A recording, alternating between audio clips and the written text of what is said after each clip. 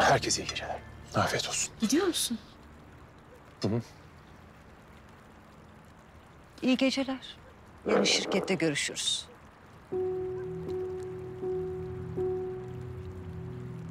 Kaan. Kaan bir durur musun?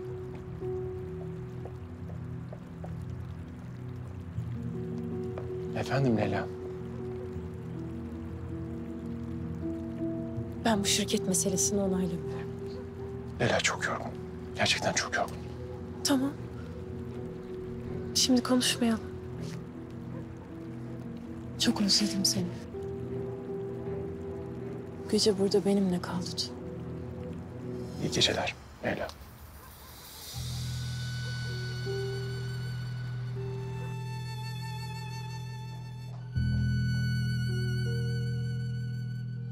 Sana inanamıyorum abi.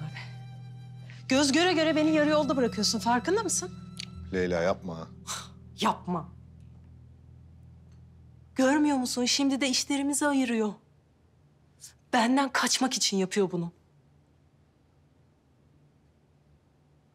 Bu hayattaki her şey seninle ilgili olmayabilir prenses. Hem Kaan'ın bu yeni girişimi bence iyi bir yatırım, güzel fikir. Güzel fikir. İsterse dünyanın en karlı yatırım olsun. Umurumda değil. Benden daha fazla uzaklaşmasına katlanamıyorum. Yanlış düşünüyorsun. Kocanın işinde mutlu olması senin de yararına olur.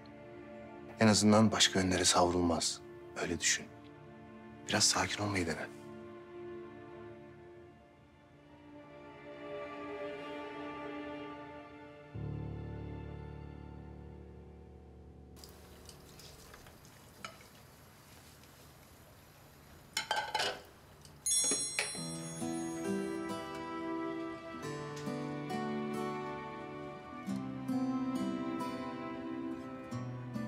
Bana bak. Karşındayım.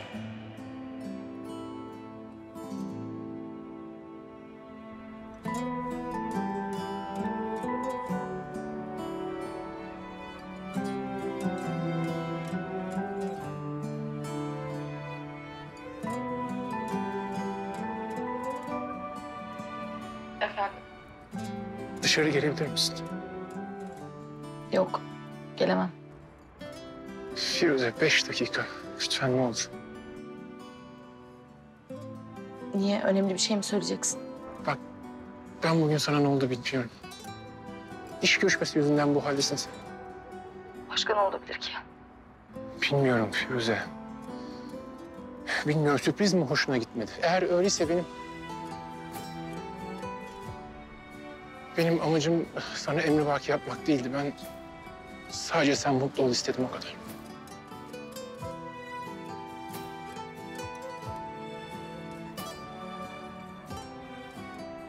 Firuze bir şey söyle.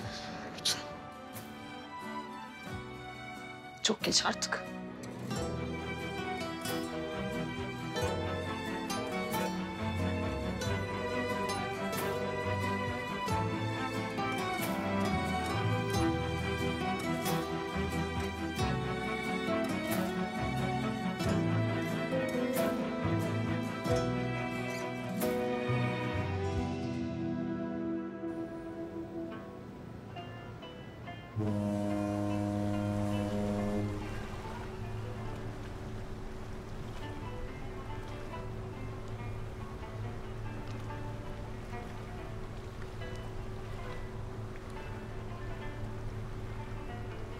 Oturabilir miyim?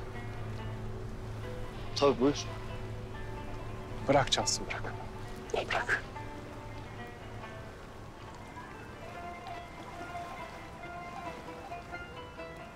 Gönül yarası mı? Efendim? Yani gönül meselesi. Öyle duruyor. Gönüllü olduğum kesin de. Mesele sadece benim meselem. Kabuk bağlamamış bir yara gibi.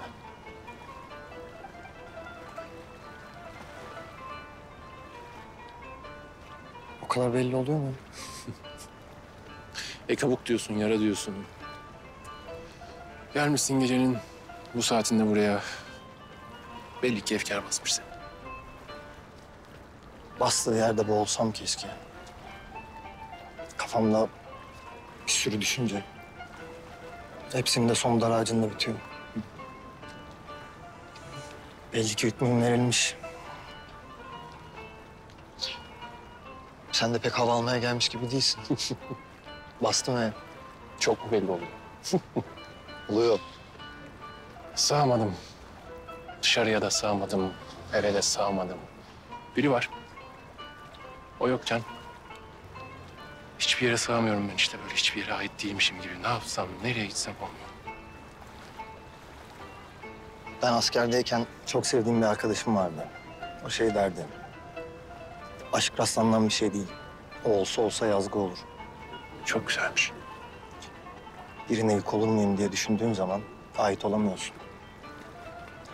Onun da kalbi başka birine ait olunca yük oluyorsun işte.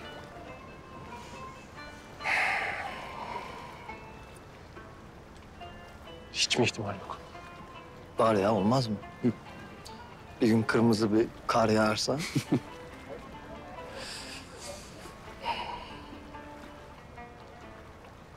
Biliyor musun? Aslında beni seviyor. Ama işte öyle değil. Yani herkesin sevdiği gibi. Öyle sevgiyi de ben ne yapayım? Neyse. Beni boş ver. Benimki umutsuz. Sen dökül bakalım. Pek buraların adamına da benzemiyorsun. Ben dediğim gibi ben yerimi yurdumu arıyorum hala. Yakın mı yerin yurdun? Yani inadı kırılsın diye yakınlarda olayım dedim. Gerçekten yakınlarda ama sonum bu. Nasıl biri peki? Gözleri var. Gözleri varsa umut da var demek. Gözleri yeşil. Böyle ışıl ışıl bakıyor. O varken ben sanki her şeyi yapabilirmişim gibi, sanki her şey mümkünmüş gibi geliyor. Ama işte yalan söyledim ben ona. Baştan aşağı her şeyi yalan söyledim. Sonra işte aklıma geliyor söylemediklerim, söyleyemediklerim. Sonrası bu işte. İnsan nefret ettiğine daha cüretkar davranıyor. Sevdiğine daha kötü. O yüzden kalbinden ve yüreğinden ne geçiyorsa söyle. İçinin dışında bir olmadıktan sonra öyle aşk kaç yazar. Ben onu kaybetmekten korkuyorum. Öyle de kaybediyorsun. En azından vicdanın rahatlar. Haklısın. Haklısın zaten böyle olmaz. Gidip anlatacağım ne var ne yok. Anlatacağım, söyleyeceğim. Böyle olmaz. Sen yine de vazgeçme. Çünkü benim de bir arkadaşım var, o da şöyle der. Yaşanmamış aşktan ümit kesilmez.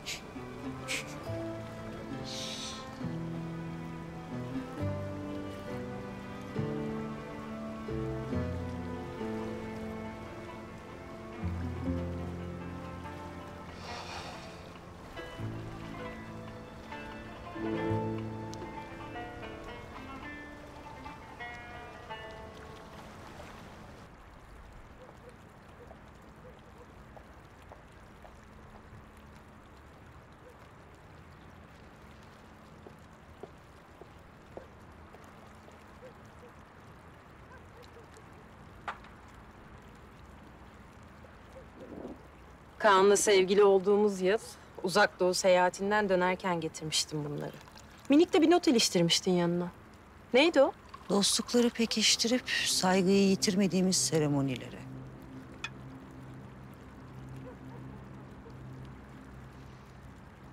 Uzak doğu kültürü üstünden verilmiş muazzam bir gözdağıydı benim için. Gözdağı vermek isteseydim samuray kılıcı hediye ederdim.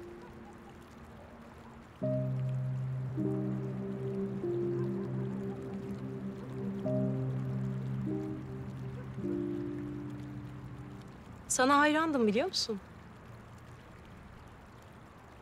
Zerafetine, duruşuna ama en çok da zekana. Bir zamanlar rol modelimdin benim.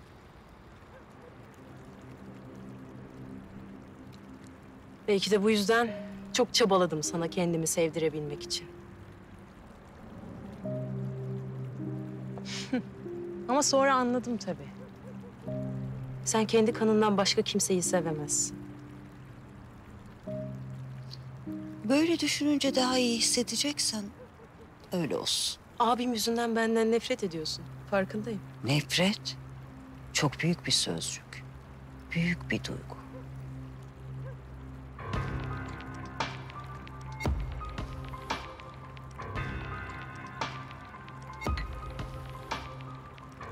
Aranızda ne var? Sorun ne gerçekten bilmiyorum ama. Onu senin hayatına ben sokmadım. Ben sana zarar verecek hiçbir şey yapmadım. Sen yaptın.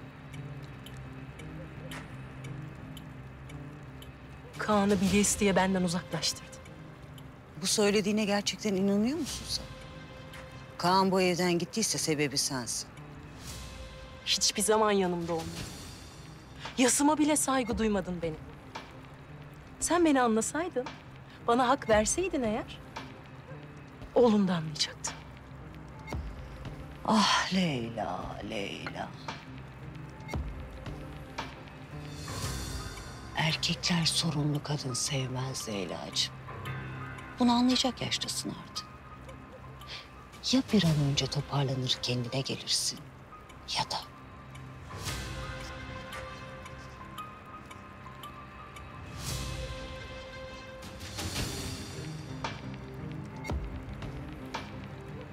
Sonucun ne olacağını ikimiz de biliyoruz.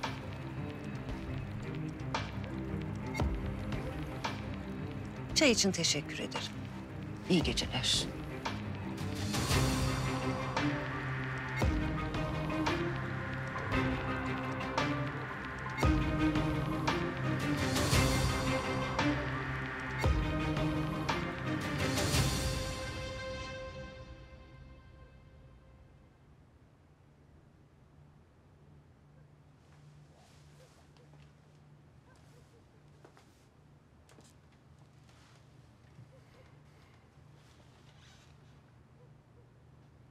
Benim güzel kardeşim bugün görüşmede biraz üzmüşler belli ki. Hı?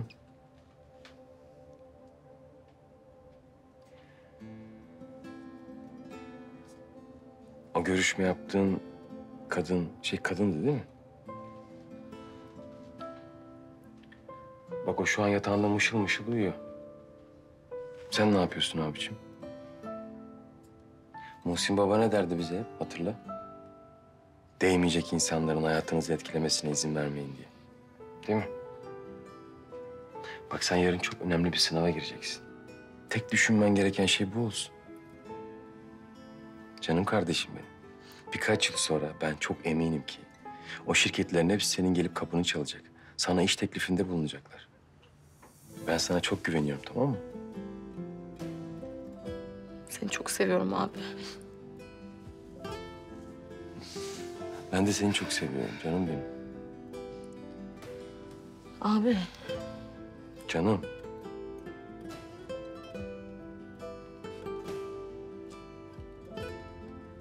Ne oldu? Bir şey.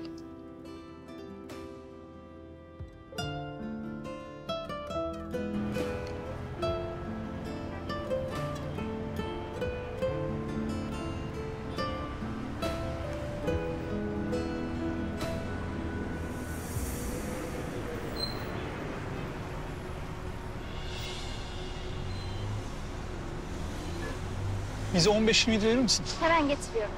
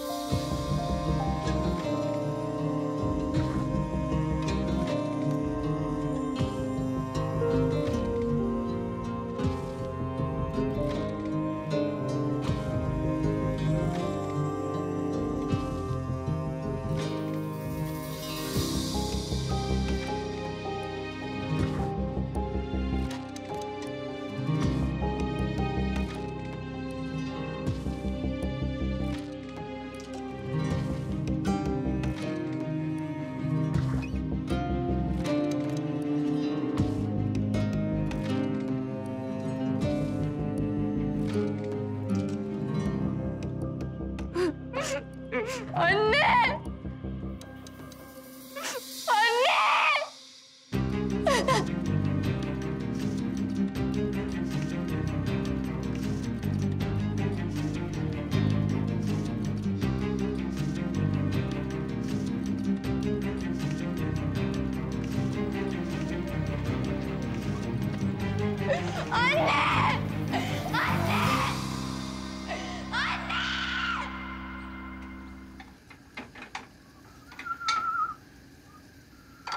Kapağı nereye koydum ben ya? Ha, burada mı? Nerede?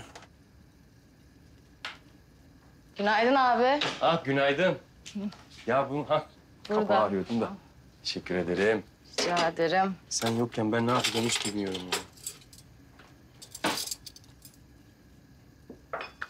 Bak kendim yaptım diye demiyorum. Mis gibi oldu. Eline sağlık.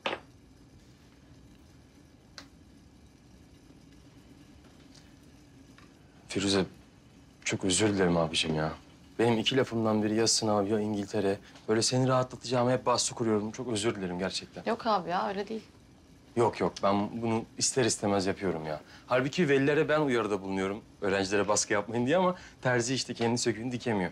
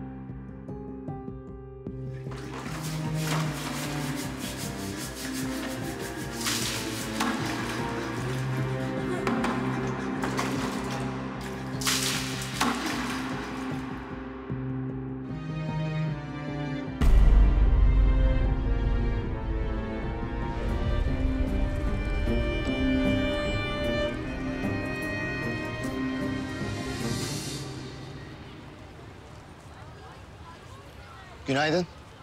Günaydın. Firuze, dün hiç iyi gözükmüyordun. Ben çok üstüne gelmek istemedim ama belli ki sadece işle alakalı bir sorun değil. Biri mi canın sıkkın? Evet sorma ne olur zaten gücüm yok. Peki. Nasıl istersen öyle olsun. Bak Firuze, belki içindeki yangını söndüremem. Ama buradayım, yanındayım. Gerekirse seninle beraber yanmaya da hazırım. Böyle bir şey değil. Bir gün benimle tekrar konuştuğunda, eskisi gibi içine döktüğünde... Bak sana ahtım olsun. Kanadını kim kırdıysa, yüzünü kim soldurduysa er ya da geç... ben de onu üzeceğim.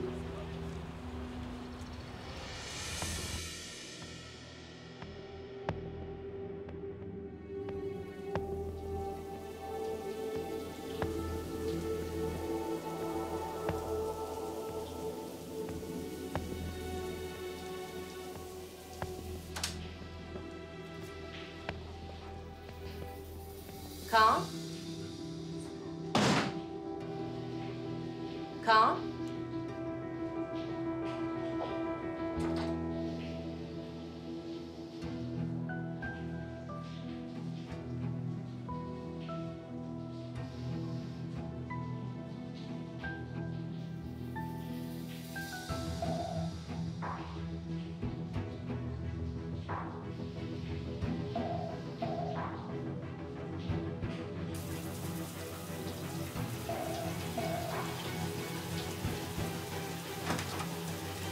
Aşkım.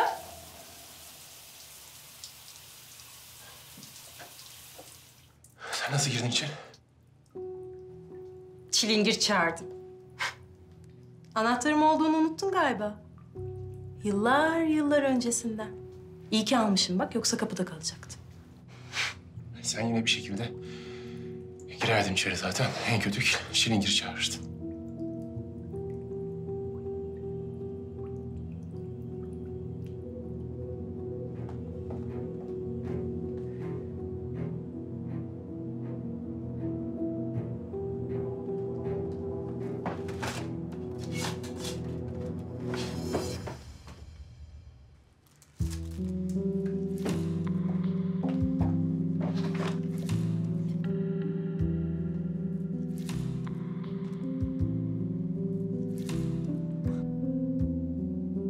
Belki de sandığım kadar masum değilsin.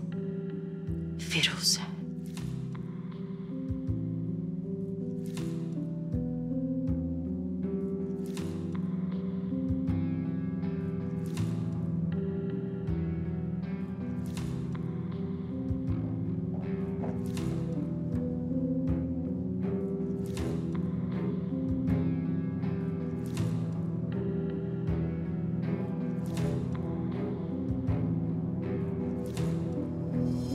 Sen giyinene kadar ben de bize kahve yapayım. Benim şirkette bir toplantım var Leyla. Peki, nasıl istersen. Yiyecek bir şeyler aldım bize. Ben kahvaltıya atlıyorum genelde. Sırf bu yüzden yorulmasaydım buraya kadar. Anladım. Bir daha habersiz gelme diyorsun. Evet.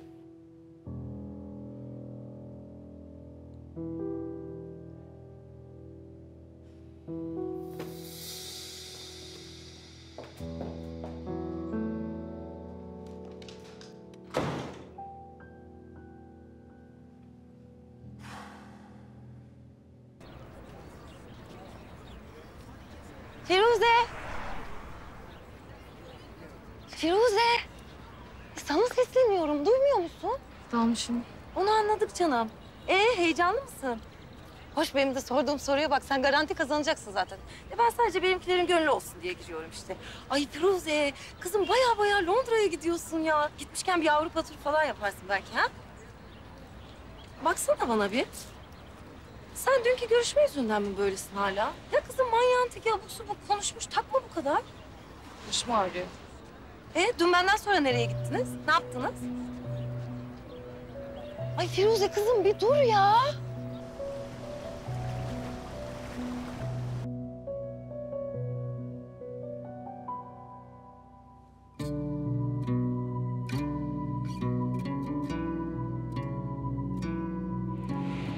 Eşim Kaan, okul biter bitmez evlendik. Ama gerçekler ne kadar acı verse de bir yalanı yaşamaktan daha kötü olamaz. Üzgünüm Firuze. Bizim gerçekliğimizin yanında senin yaşadıklarının bir adı yok. Kaan ve ben birbirimizi sevmekten hiç vazgeçmedik. Vazgeçmeyeceğiz.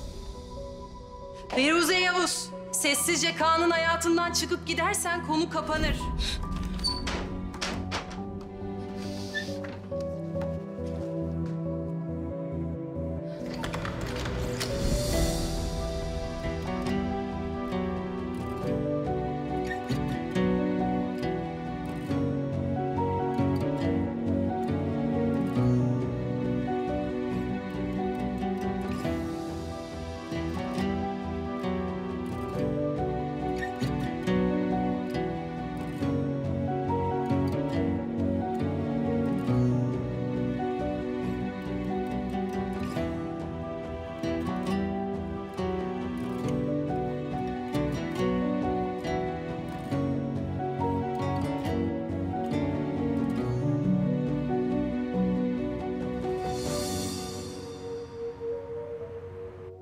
Sizinle tanıştığım için çok heyecanlıyım Kaan Bey. Meltem Hanım, ben sizi buraya davet ettim çünkü projenizin sloganı beni gerçekten etkiledi. Sevdiklerinizi kime emanet edersiniz? Bu dünyanın her yerinde ve herkese sorabileceğimiz yalın bir soru. Şirketimizi kurmadan önce bu soruyu 5 farklı şehrimizde 200 kişiden oluşan heterojen bir gruba sorduk. Farklı sınıflardan, eğitimli, eğitimsiz insanlara, refakatçi kriterlerimizde aldığımız yanıtlara göre belirledik. Neymiş o kriterler? Onlarcası var. Ama bir tanesi başı çekiyor. Güvenilir olduğuna emin olmak. İşte bütün mesele bu. Güvenilir insan kimdir? İşi nasıl emin olur güvenilir olduğundan? Biz Meltem Hanım, insanlara bu hizmeti vereceğiz. Onlar adına karar vermeyeceğiz belki ama onlara karar verebilecekleri bilgi ve etkileşim sunacağız. Ben sizin projenizi büyütmek istiyorum Meltem Hanım. En büyük hayalimiz bu. Hatta temanızı yeni bir soruya taşımak istiyorum. Hayatınızı kime emanet edersiniz?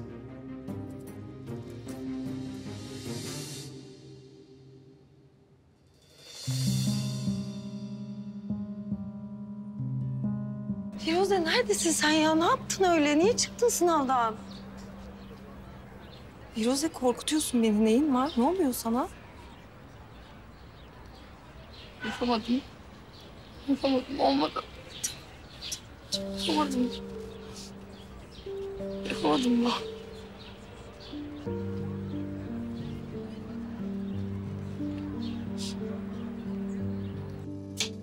Sen beni katil mi edeceksin lan? Tezgahı boş bırakıp gelmek neyin nesi? Bana gıcıklık olsun diye mi yapıyorsun? Babam bir duysun, çay diye kanını içerim senin. Haberin var mı? Ben sana beni bekleyeceksin demedim mi? Dinle bana bak, beni dinle. Her şey yalan akıt. Benim bunu niye almıyor? Kitap mı bulmamız lazım anlaman için? Cevap ver! Cevap ver! Bak bir de değişik hareketler. Ümüğünü sıkarım senin.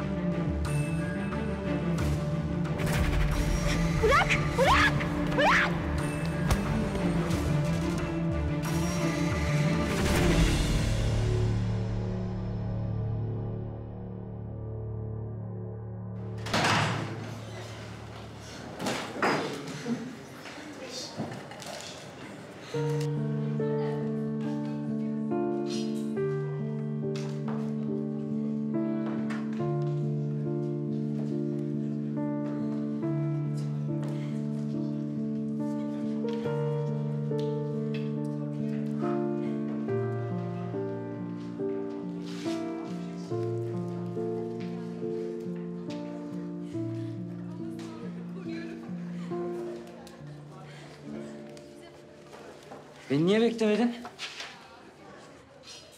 Sokağın köşesinde aç oldum ya.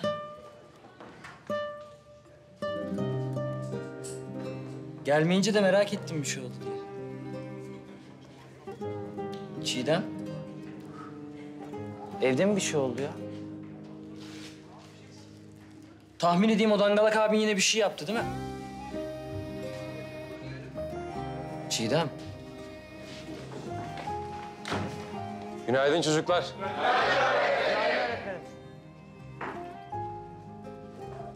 Evet, nasılsınız bakalım? Ben de iyiyim, sağ olun. Evet, Canım bak bir yerlere gidip konuşalım. İyi görünmüyorsun. Anlatırsan bir çaresini buluruz. Belki sandığın kadar içinden çıkılamayacak bir şey değildir. Yalnız kalmak istiyorum.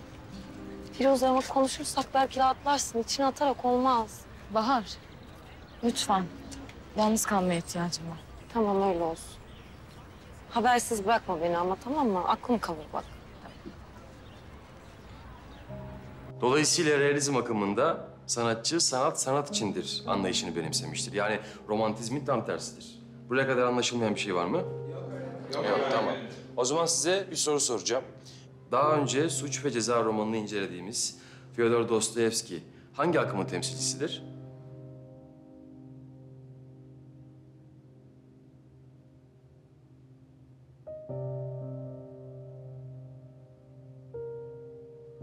Ömer, sen söyle bakalım. Gerçekçilik akımının temsilcisidir öğretmenim. Aferin.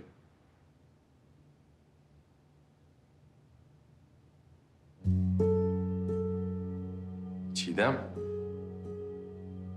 Sen söyle. Hangi edebiyat akımında sanatçı kişiliğini gizlemez, taraf tutar?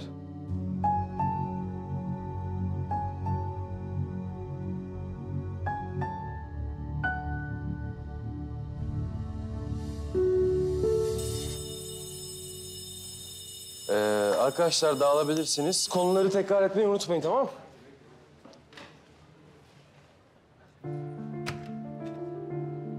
Çiğdem.